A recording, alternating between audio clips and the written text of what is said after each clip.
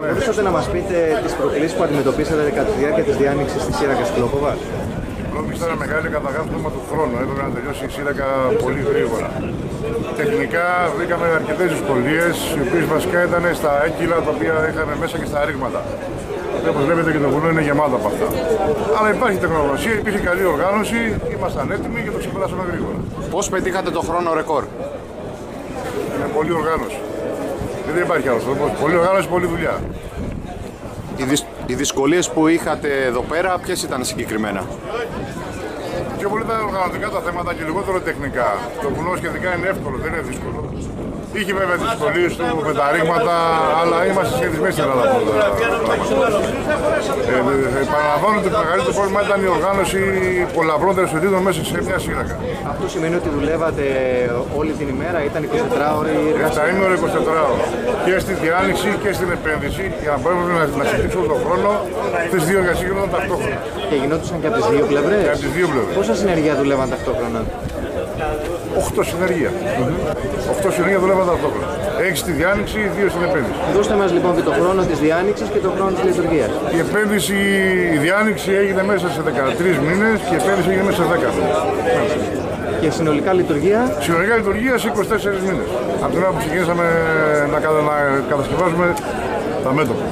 Μπορείτε να μας πείτε και τώρα γιατί δίνετε μια λωρίδα κυκλοφορίας λίγο έτσι επιχειρησιακά? Είναι καθαρά θέμα λειτουργικό. Επειδή δίνεται προσωρινή πρόσβαση, το μήκος δεν είναι επαρκές για να γίνει διπλή κυκλοφορία. Έπρεπε να μπει μέσα στη Σύρακα η προσαρμογή και αναγκαστικά βγαίνει μονόδρομος μέχρι επάνω.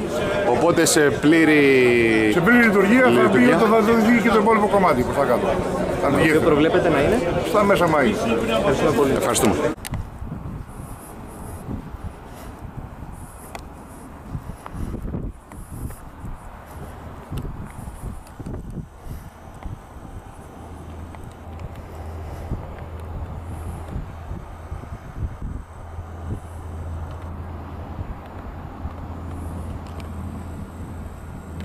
Κύριε Βουλτζή, θα μας δώσετε δύο λόγια για τη σημερινή απόδοση του τμήματος της Ιωνίας Οδού? Σήμερα παραδίδεται στο δυσκολότερο κομμάτι της Ιωνίας Οδού.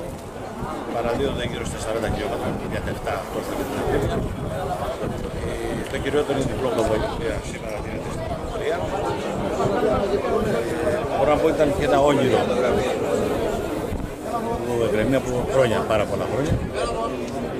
Σήμερα πλέον παραδίδεται και αποφεύγει ένα μεγάλο ποτηλιάρισμα που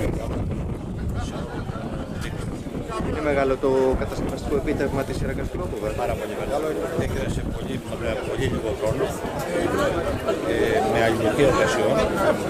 Διεκδικούμε να γραφούμε όχι από εμάς, υποβάλλουμε τα χαρτιά για να γραφτεί ιστορικά η ταχύτητα με την οποία διανύχθηκε η Σύρακα αυτή, παρόλες τις δυσκολίες που υπήρχαν.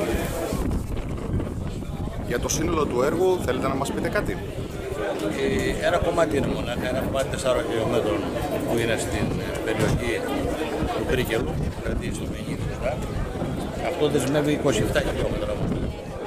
Γι' αυτό λόγω του ότι η γη άρισε να παραδοθεί, θα είναι γύρω στον Ιούνιο. Πότε περιμένουμε συνολική λειτουργία του αυτοκινητόδρομου? Τα τέλη Ιουνίου. Ευχαριστούμε πολύ.